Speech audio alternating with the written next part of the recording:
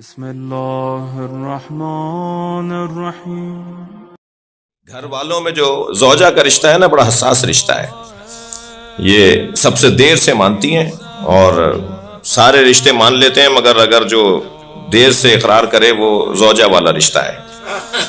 جی بڑے بڑے لوگوں کی زوجائیں بہت دیر سے مانتی ہیں۔ جی ایک ڈاکٹر صاحب نسخہ لکھنے بیٹھے اپنے بچے کے لیے، تو محترمہ کی آواز آئی، کیا کر رہے ہیں؟ کہ بھائی تمہیں نہیں پتا ہمارا بچہ 3 دن سے بیمار ہے، میں سب کو دیکھ کر آیا ہوں، اب اپنے بچے کو طے کروں کیا دوا دینی ہے؟ کہا نہیں آپ فلاں دوست کو ذرا فون کر لیجئے، وہ فلاں بھی آپ سے 1 ہفتے سے دوائیاں لے رہا ہے، اب تک ٹھیک نہیں ہوا ہے، میرے بچے پہ تجربے نہیں کیجیے گا۔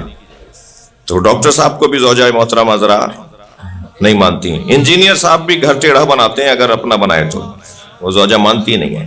مولانا حضرات کا بھی حال کوئی اچھا نہیں ہے۔ ہاں جی وہ جی آپ کی تقریر فلاں تعریف کرے تو کیوں کہ وہ جانتا نہیں ہے نا آپ کو، ہم تو آپ کو جانتے ہیں نا۔ تو مولوی کی زوجہ بھی، تو زوجاؤں کا اقرار کرنا، اپنے شوہر کی تعریف کرنا بہت مشکل ہے، مگر قربان جائیں نبی کی ذات۔ جب اعلان نبوت کیا ہے تو سب سے پہلے زوجہ نے کلمہ پڑھا ہے، جناب خدیجۃ الکبریٰ نے کلمہ پڑھ کے بتایا سچا نبی ہے۔ اور تیسرا عنوان یہ کہ دشمن کے ساتھ کیسے تھے، سرکار دو جہاں دشمن کے ساتھ کیسے تھے۔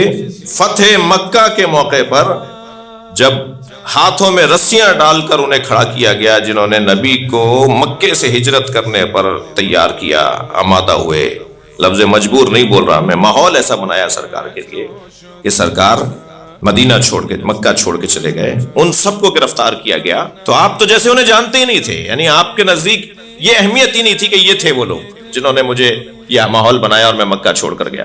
پوچھا یہ کون ہے؟ من ہم، کون ہے یہ؟ فرمایا یہ وہی لوگ ہیں جنہوں نے آپ کو پتھر مارے، آپ کو اذیتیں پہنچائی ہیں، آپ کے ساتھ یہ کیا وہ کیا۔ بڑی عجیب و غریب داستانیں ہیں جو نبی کے ساتھ ہوتا تھا مکے میں۔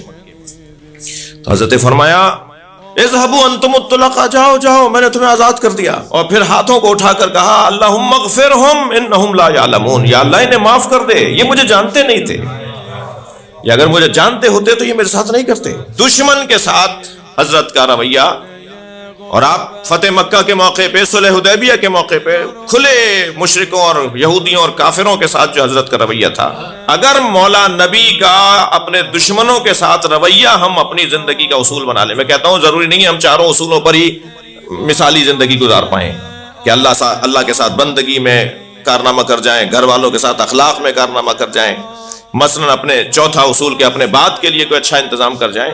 ان چاروں میں سے اگر کسی ایک کو بھی اچھے انداز سے ہم نے پکڑ لیا، اور یہ والا نسخہ جو ہے کہ دشمن کے ساتھ ہمیں کیسے رہنا ہے، تو کامیاب ترین زندگی بنتی ہوئی نظر آئے گی۔ نبی دشمنوں کے ساتھ کیسے تھے، مولا علی دشمنوں کے ساتھ کیسے تھے، رونگٹے کھڑے ہو جاتے ہیں ان روایات کو جب پڑھتے ہیں جو جناب زہرا پہ دروازہ گرنے کی روایات ہیں، اور ان روایات کو جو پڑھتے ہیں کہ جو مولا نے مشورے دیے اور حکومت کو کامیاب بنایا اور حکومت چلانے میں مدد فراہم کی، دونوں کو جب ملا کر دیکھتے ہیں تو رونگٹے کھڑے ہو جاتے ہیں کہ علی ہے۔ جتنی بڑی شخصیت کے ماننے والے ہم ہیں عزیزو، اگر 2 گھنٹے تک میں گلاب بیچنے والے کی دکان پر بیٹھوں تو 4 گھنٹے تک میرے اندر سے گلاب کی خوشبو آئے گی۔